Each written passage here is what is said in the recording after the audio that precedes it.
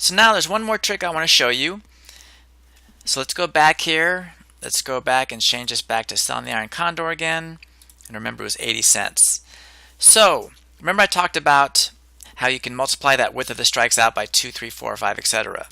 So the way it works is we call that widening the strikes. And what widening the strikes does is it makes it a bigger trade.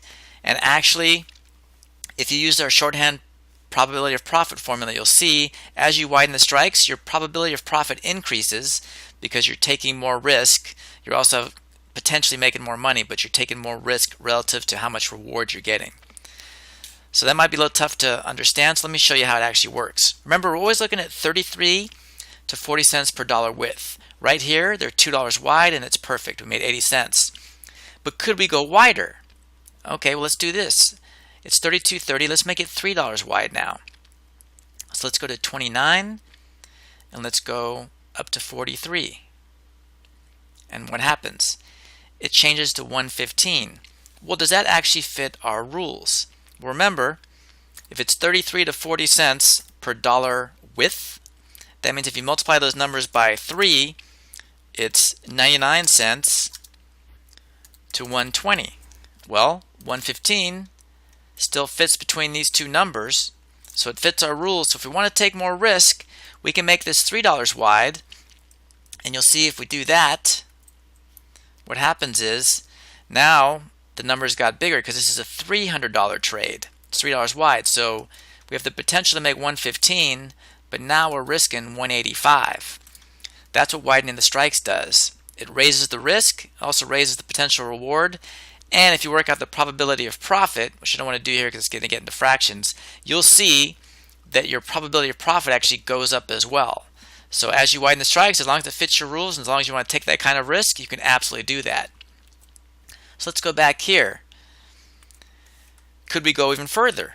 Let's go to $4 now. So we go to 28 and 44.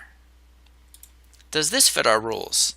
Well, again, if you multiply 33 to 40 out times 4, where do you end up at? You end up at 132 to 160. Well, guess what? This works as well. So we could absolutely do a $4 wide Iron Condor if we want to. Again, what does that mean? A lot more risk, a lot more potential reward, higher POP. Now this becomes a $400 trade. So we have the potential to make 140, but we also have the potential to lose 260. $4 wide, $400 at risk. Max profit plus max potential loss. So there we go. This works too. So we can absolutely do a $4 wide Iron Condor if we're up to taking that kind of risk for that kind of reward. And remember, our POP increases every time. If you do the formula, you'll see the max risk divided by width of the strikes times 100. You'll see that our POP is continually going up as we spread out these strikes. So could we go even further? How far can we take this thing? Well, let's go to 27 now, make it $5 wide and 45.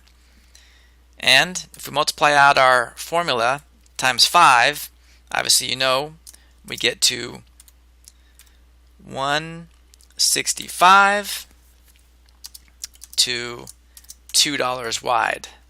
Well, 155 does not go between these two numbers, so we can't make this trade.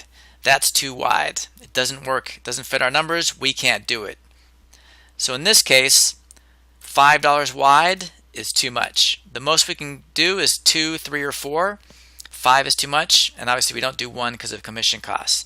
But that's how you widen the strikes. You widen it to take more risk for more potential reward, and also because your POP also goes up as well as you take more risk with more potential reward.